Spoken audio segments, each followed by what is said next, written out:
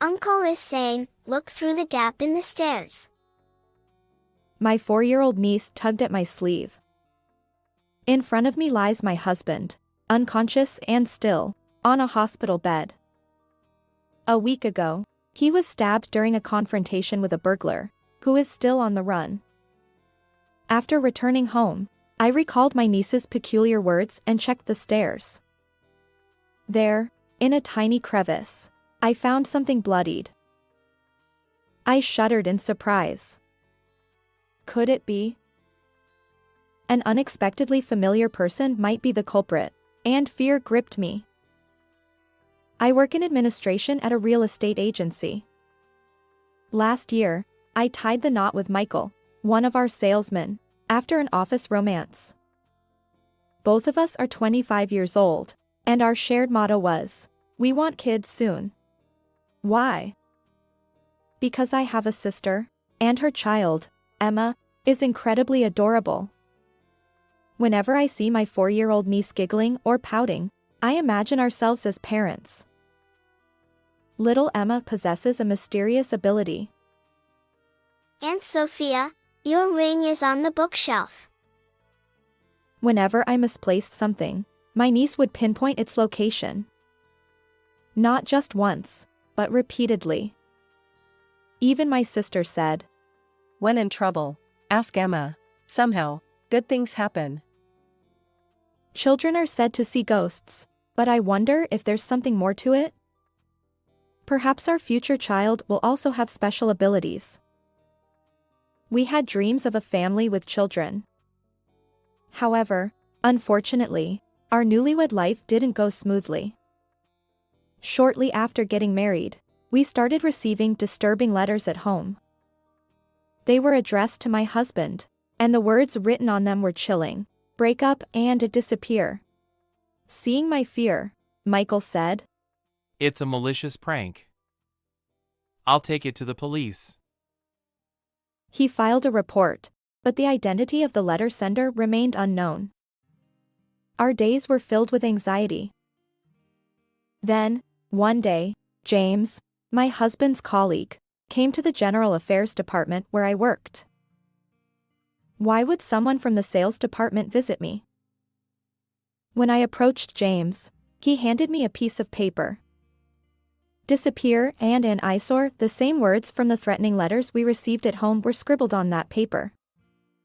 I gasped, and James looked serious. It had been on Michael's desk. As a rising star in the sales department, he had made enemies. Many saw him as a nuisance. It was troubling. James crumpled the paper in his hand and said, I've known Michael since we joined the company. If anything happens, feel free to consult with me. He smiled kindly at me. I never expected Michael to be in such a situation. But having an ally is reassuring. My sister also visited our home, worried about us. Despite the unsettling letters, with support from those around us, we stood strong. We wouldn't let the harassment defeat us, and I resolved to support Michael. Little did we know what was about to happen. My sister called in a panic. Sophia, Michael is unconscious. Come back immediately. I received her call while attending a friend's wedding. It was a Saturday, and my husband was supposed to be home after working overtime. My sister continued. Michael was stabbed during a break-in. Her words were incomprehensible. Rushing to the hospital, I found Michael lying pale-faced on the bed. Michael, wake up! I pleaded, gripping his hand. But he remained motionless. The room echoed with the rhythmic beeping of machines. Tears streamed down my face as I wondered, why is this happening? My sister, who had been waiting in the room, comforted me. According to the police, our neighbor had discovered Michael collapsed at home, bleeding from a stab wound. Apparently, the neighbor had come to deliver a community newsletter, And this person always inconsiderately opens our front door without hesitation. However, on this occasion, that very act turned out to be fortunate, leading to the early discovery of my husband. Given the recent spate of burglaries in the neighborhood, the police suspected that it might be the work of the burglar. No, it must be the same person who sent those letters. I've also consulted with the police. You know that, I fervently explained to my sister. However, she interrupted me, saying, I'll handle the explanation to the police. Sophia, you should take a break. Oh, if only I hadn't gone to that wedding. Maybe Michael would be safe. I lamented. I prayed for his recovery, but even after a week since the incident, he remained unconscious. The perpetrator was still at large. Michael, our anniversary is coming up soon. Where would you like to go? I spoke to my husband, connected to numerous tubes in the hospital room, but there was no response. No matter how hard I tried to hold back, tears flowed uncontrollably. It's hard to stay positive, even when people tell you to. I turned around to find James, who had come to visit him. He had been checking in on Michael every day, bringing flowers and treats to comfort me. Sorry for showing you such an embarrassing sight. I hurriedly wiped away my tears, but James leaned in and said, Don't worry about it. Just then, an innocent voice came from behind. Aunt Sophia, who's this? I looked back, and my niece Emma stood there, tilting her head curiously. It was her first time visiting. Oh, come on. My sister said curtly to Emma and then greeted James. I apologize for intruding. Oh, family? Well, I'll leave you all to it. With a brief nod to my sister, James placed the flowers down and left the room. Sorry for the sudden visit. Emma insisted on coming to see Michael. My sister looked apologetic, but Emma paid no attention. She stood by the bed, staring intently at Michael's face. Uncle is saying, look into the gap in the stairs. A barge is there. My niece suddenly blurted out a mysterious statement from behind. A barge? You mean those large ships that transport goods at the harbor? And it's under the stairs? However, my sister insisted. Emma might have something important to say. Look. She was dead serious. As we continued, visiting hours at the hospital passed, and my sister drove me home. Before parting ways, she said, Call me if anything happens. But seriously, was there really a gap under the stairs?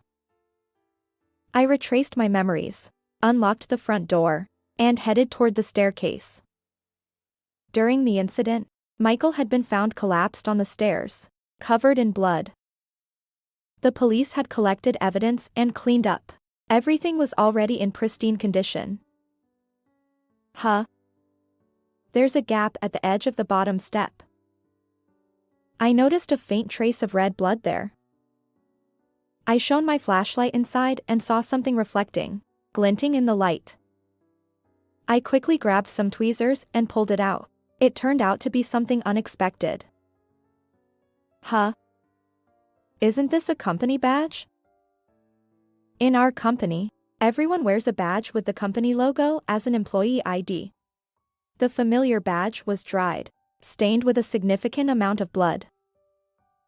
It must have been squeezed into the gap because of the blood. Come to think of it, the police mentioned an unnatural scratch on Michael's fingertip. Could he have pushed something into the gap? The hidden company badge might be a message from Michael indicating who the culprit is. I immediately called my sister. See? Something was found after all. Let's go together to report it to the police. As my sister bustled around on the other end of the phone, I heard my niece's voice. If there's no barge, you need later. It's troublesome for one person. Who's being a nuisance? What? Another riddle? Is this another clue related to the case? I leaned forward, asking, but all I heard from the phone was Emma's giggles. Emma had accurately guessed something about the space under the stairs, and I suspected this riddle held a clue to the perpetrator. I stared at the blood-stained company badge in my palm. Michael must have left a crucial clue in his desperate struggle, enduring immense pain until he lost consciousness. I won't let Michael's message go to waste. I'll catch the criminal. I vowed to uncover the cowardly perpetrator and seek revenge. Later, I promptly delivered the badge to the police and went to visit my niece. If there's no barge, you need later. It's troublesome for one person. Who's being a nuisance? Emma's words intrigued me. I asked her for more details. Hey, Emma, what does it mean when you say I need a barge later? It's later. Wait, you mean too late? Emma shook her head. No, not like that. I still puzzled. When you say it's troublesome for one person, who's being a nuisance? Are you talking about the number of people? Would 2 people be less of a nuisance? No, that's still too many. It's about being bothersome. My niece wears a smug expression, but the mystery only deepens. I have no idea what she's talking about. I was confused and let out a groan. My sister, equally puzzled. There must be some meaning to it. Despite her uncertainty, I decided to leave her house and head to a cafe to clear my thoughts. As I sipped my coffee and pondered, a man in a suit sitting at the adjacent table stood up, leaving his smartphone behind. Excuse me, you've forgotten your phone. He hurried back, relieved, and replied. Thank you. It's my work phone, and losing it would mean writing an incident report. At that moment, something clicked in my mind. Finally, the answer to the riddle became clear. I dashed back to my workplace. What followed was a whirlwind of events that revealed the truth. 5 days later, I found myself in a hospital room with my unconscious husband. It's been a while. Why did you take 5 days off work? I didn't see you at the hospital either. I was worried. James said during his visit. Ignoring the bouquet he offered, I looked him straight in the eyes and quietly asked, "Despite being so close to my husband that you visit him earnestly, why did you stab him?" James' face turned pale at my sudden accusation. What are you talking about? Isn't the culprit a burglar? He smiles kindly as always, trying to play it off. I take the blood-stained company badge I found under the stairs out of my pocket and show it to him. Is that our company's badge? The barge my niece mentioned wasn't a ship at the harbor. It referred to the company badge. "We've been receiving harassing letters at home. And my husband hid the company badge to reveal the culprit. The culprit isn't a burglar, it's someone close within the company." I look at James with conviction. You're not seriously suspecting me, are you? After all I've done to care for you. He reaches for my hand with a strained smile. I push away his hand and show him a copy of his disciplinary report that I found in HR. Emma's statement about needing a barge later meant needing the letter of apology to the company because he lost his badge. 2 days after my husband was stabbed, he wrote the incident report. Could that be Michael's company badge? His badge was properly at home. I swiftly dismissed his feeble excuse. James clenched his lips in frustration. But he wasn't giving up. James persisted. You're shaken because of Michael's stabbing. From now on, I'll be there for you in Michael's place. His unfocused eyes drew closer. I deftly sidestepped him and pulled out documents from my bag. It was the drive recorder data from the company car he always used. You came to our place at the time of the incident, even though there are no business partners nearby, right? As the data manager for the company's drive recorders, I quickly analyzed James's movements during the incident. Perhaps he had considered erasing the data later, but the company car's recorder was locked to prevent unauthorized tampering. Did you have feelings for me? I asked, watching James squirm. After questioning other colleagues, it became clear that James had secretly harbored feelings for me all along. Furthermore, it was revealed that James resented Michael for supposedly stealing me away from him. Emma's riddle, it's troublesome for one person. Whose being a nuisance meant that if someone already had a spouse, Michael's presence would be an obstacle to their marriage. You held a grudge and harassed us, fearing we might get divorced. That's disgusting. James clenched his fists in anger at my use of the word disgusting. I liked you much more than Michael ever did. I thought scaring you would lead to a breakup. He stomped his feet in frustration. Since the letters alone weren't effective, I decided to put a weapon in your mailbox. I thought it would wake you up in fear. Unfortunately for him, Michael unexpectedly returned home earlier than planned and caught James in the act of pulling out the knife. James' stomping intensified. He arrogantly accused me of being the culprit. He said, "Do you realize how terrified Sophia is?" He warned me never to come near his wife again. So, in your anger, you used the knife you were holding to stab my husband? Yeah, that's right. It was all for you. Now I just need to finish him off. James, defiant, rushed toward the bed, attempting to strangle Michael. Desperate to protect my husband, I grappled with James. Then, unexpectedly, Michael's weak voice cut through the chaos. Enough already. James froze momentarily at the unexpected interruption. Seizing the opportunity, I pushed James with all my strength. He crashed into the door with a loud thud, and the curtain he grabbed tore apart. The hospital staff rushed in, alarmed by the strange noise echoing through the halls. Call the police! I shouted.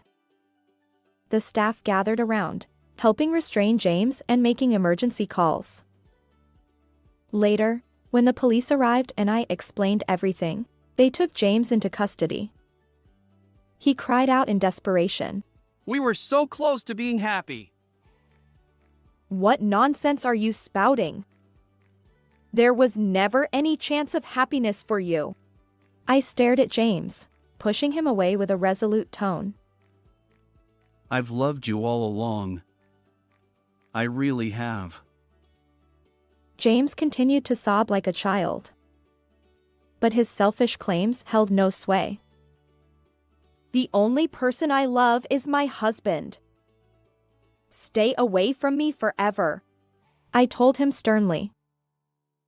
As James was led away by the police, he muttered.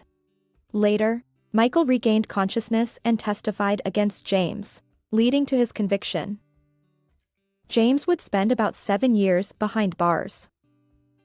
Michael demanded $15,000 in compensation. Even if James were released, losing his job would likely cause financial hardship. As for me, today I invited my sister and Emma over for lunch with Michael.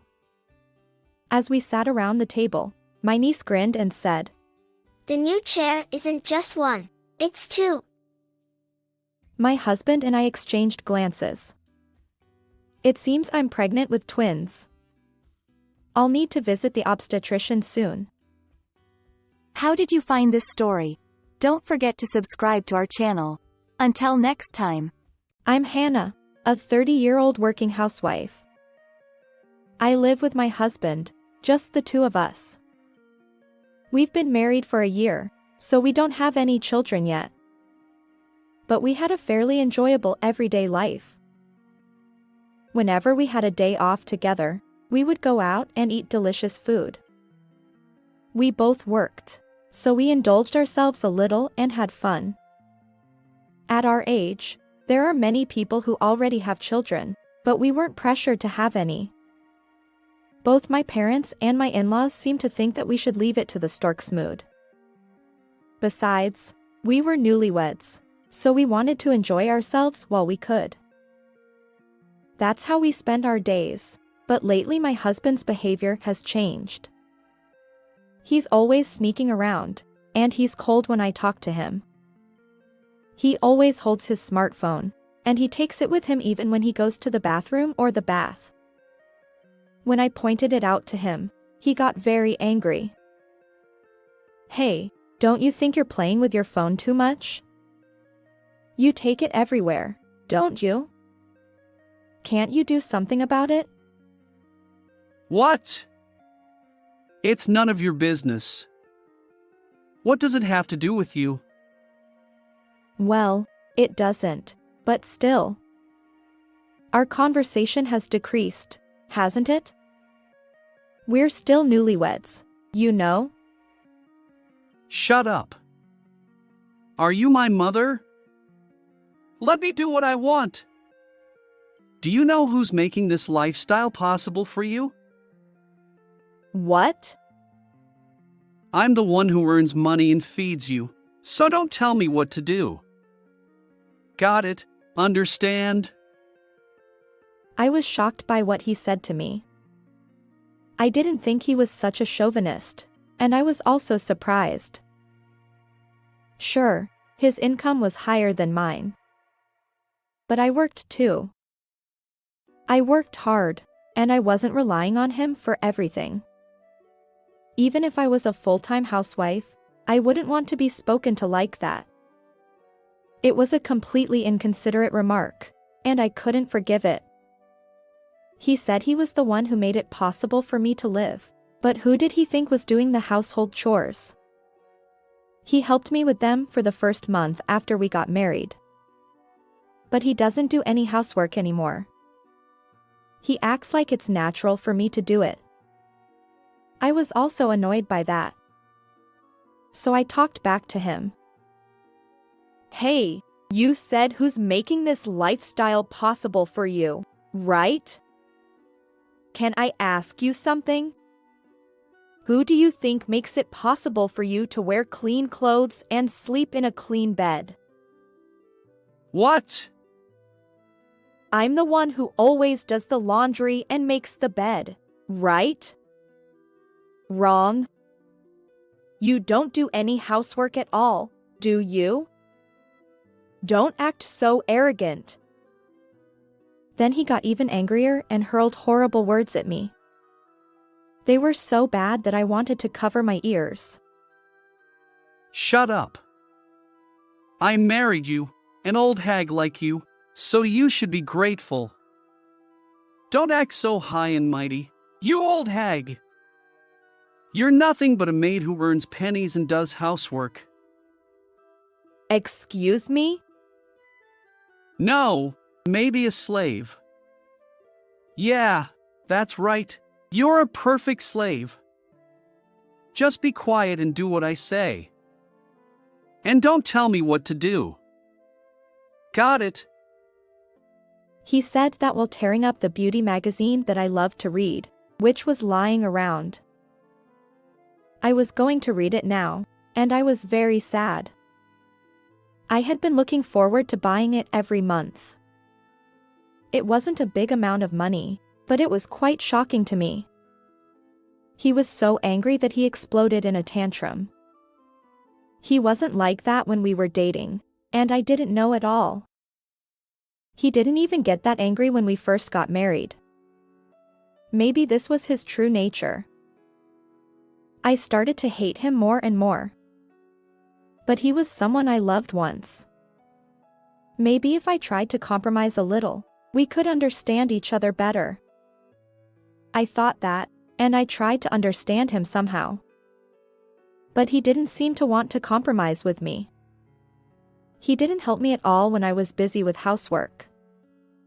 And he didn't take care of me when I was sick in bed with a cold. He even treated me like a germ and told me not to come near him. I didn't catch a cold on purpose, and I wasn't wandering around the house.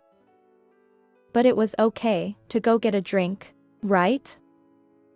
He frowned when he saw me standing in front of the fridge. I felt so hopeless and sad. After that, our relationship didn't improve much.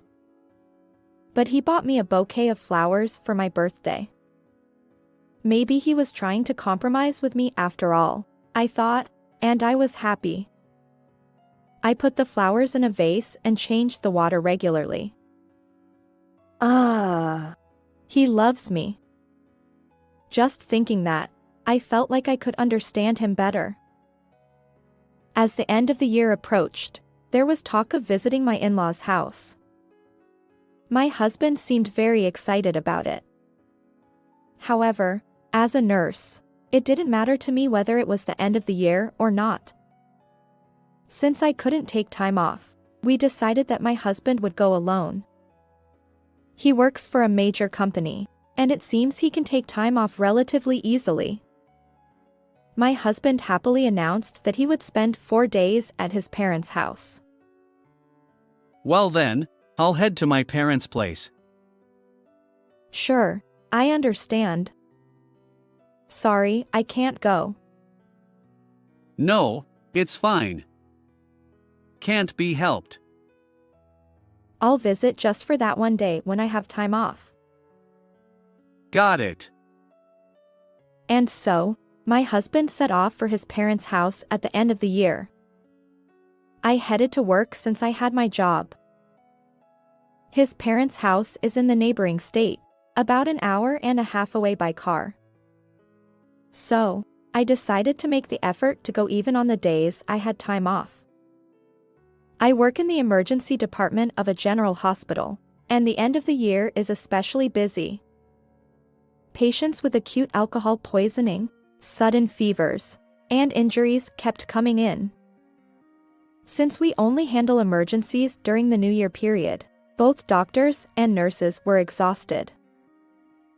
I was managing such a hectic workload when I suddenly developed a fever at work. After being examined by a doctor, it turned out to be influenza. Feeling terrible and not wanting to risk spreading it to other staff or patients, I was told to go home. Even though it was my night shift, I felt apologetic. Thinking that luck wasn't on my side, I decided to head home. Well, my body was exhausted, so I planned to rest and sleep. And so, I finally arrived home. I unlocked the door with a click and stepped inside. That's when I heard the sound of the shower. Our house has a bathroom right near the entrance. So, the sound of the shower was clearly audible. As I stepped inside, I caught a faint scent of perfume I had never smelled before. I realized everything, but for now, I decided to send my husband a message. Somebody is in the house. Hey, what should I do? It must be a burglar. Run away now. Okay. He must be cheating on me, I'm sure of it.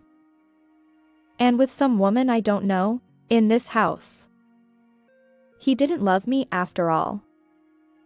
I was so happy when he gave me that bouquet of flowers that day. I felt betrayed and full of anger. But I quietly closed the door of the house. I didn't want them to notice me, so I closed it as quietly as possible. Then I contacted all of his relatives on his side. Of course, His parents too. Our house is an apartment, and the parking lot is a multi-story one. So they wouldn't find out if I called from there. After waiting in the car in the parking lot for a while, relatives and in-laws arrived. They had quite angry expressions, especially my mother-in-law, who looked furious. And when I gently opened the door again, my mother-in-law burst into the bathroom. What are you doing? Oh no! Eek! It seemed that my husband and his young affair partner were playing in the bubble bath. Perhaps they had already showered. Even in the bathroom, my husband was holding his phone, but he dropped it into the foamy water. He must have been recording something scandalous. "You've really gone and cheated on me, you scoundrel." Wait! Listen! It's not what you think. It's not exactly cheating. What's different?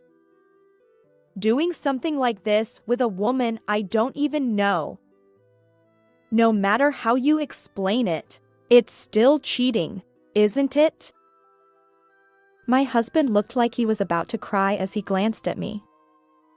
Even the affair partner, tears in her eyes, looked up at me. I absolutely couldn't forgive these two. So, I took out my phone and played back the recording.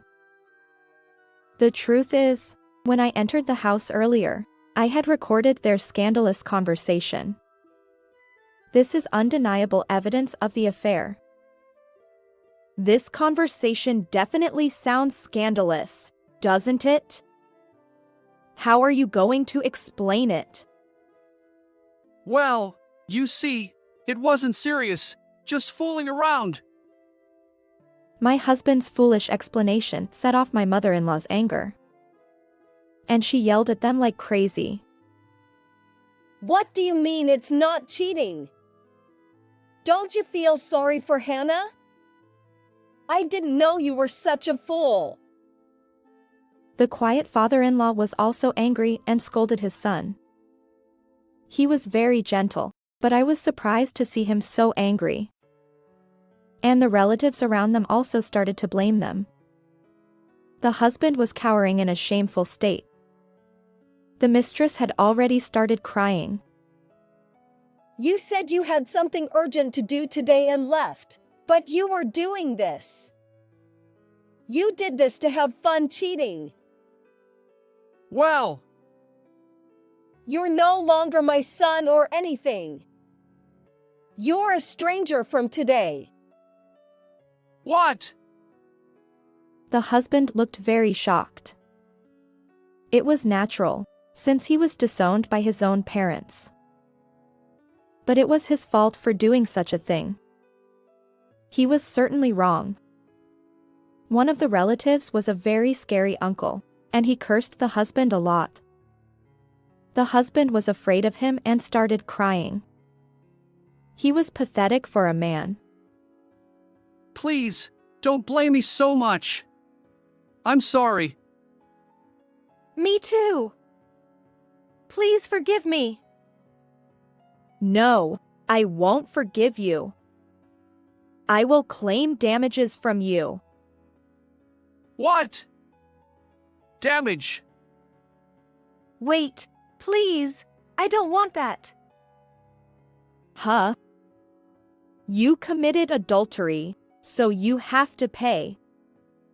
If you didn't want to face legal action, you shouldn't have done such a thing in the first place.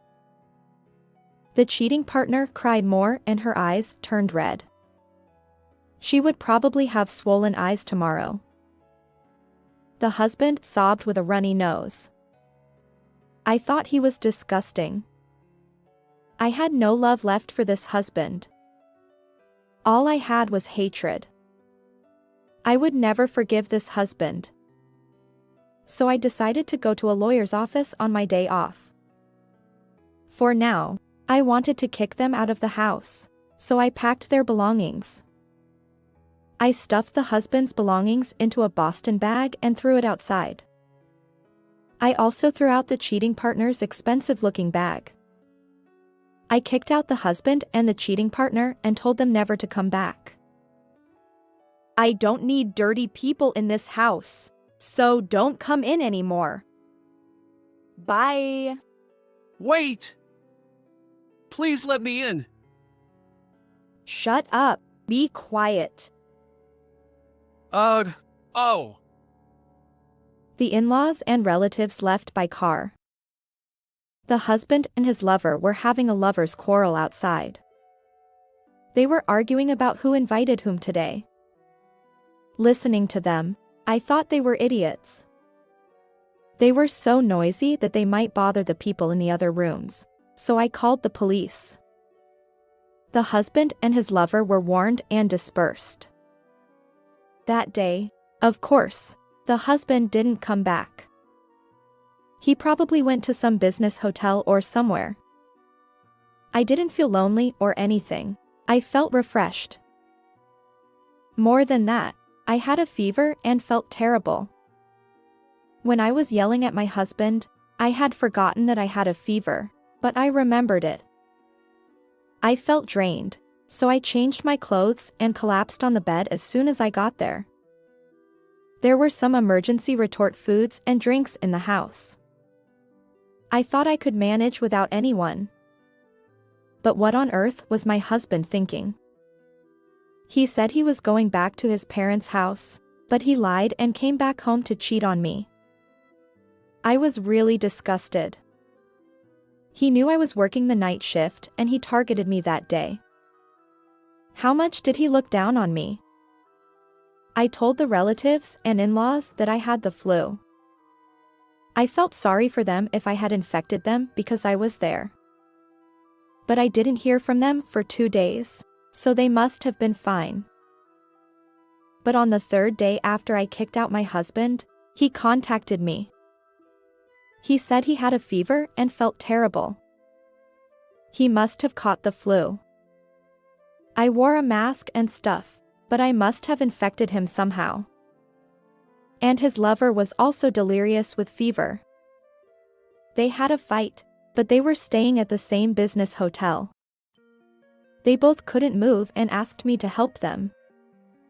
Despite feeling bad too, what were they talking about? Genesis and I have a high fever and are delirious. Please come and take care of us.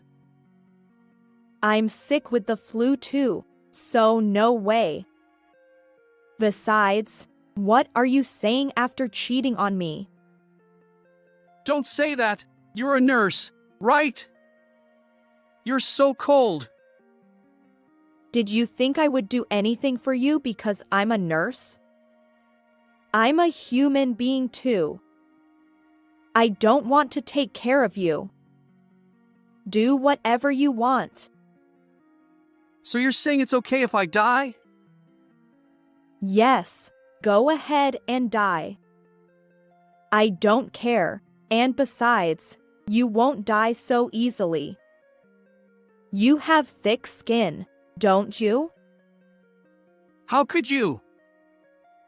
Oh, by the way, I'll go to the lawyer's office when I get better. I have a day off on Monday. Maybe I'll be fine by then, right? Hey, are you serious about asking for compensation? I can't pay that. I gave a lot of money to Genesis. I don't care. You gave it to her willingly, right? I'll make you pay even if you have to borrow money. Be prepared. And I went to the lawyer's office when I recovered from the flu. I divorced my husband and got compensation from both of them.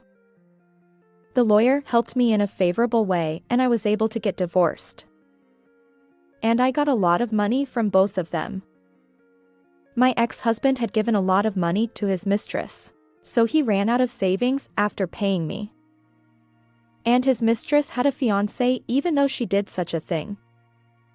So she had to pay him too. They deserved the punishment from heaven, and I couldn't stop laughing. After that, my ex-husband who recovered from the flu went to apologize to his parents' house. but they turned him away. He contacted me again.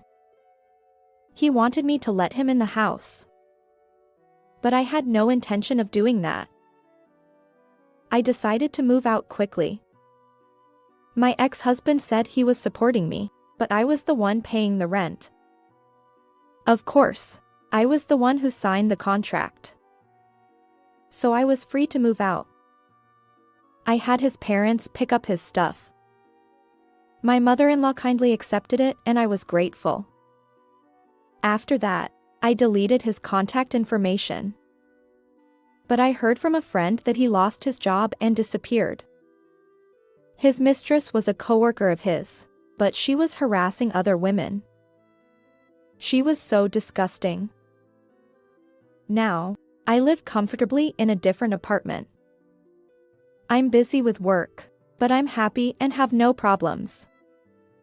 Life is long, and I want to get married again if I find a good partner. I'll make sure to choose carefully next time. How did you like this story? Please subscribe to the channel. See you in the next video.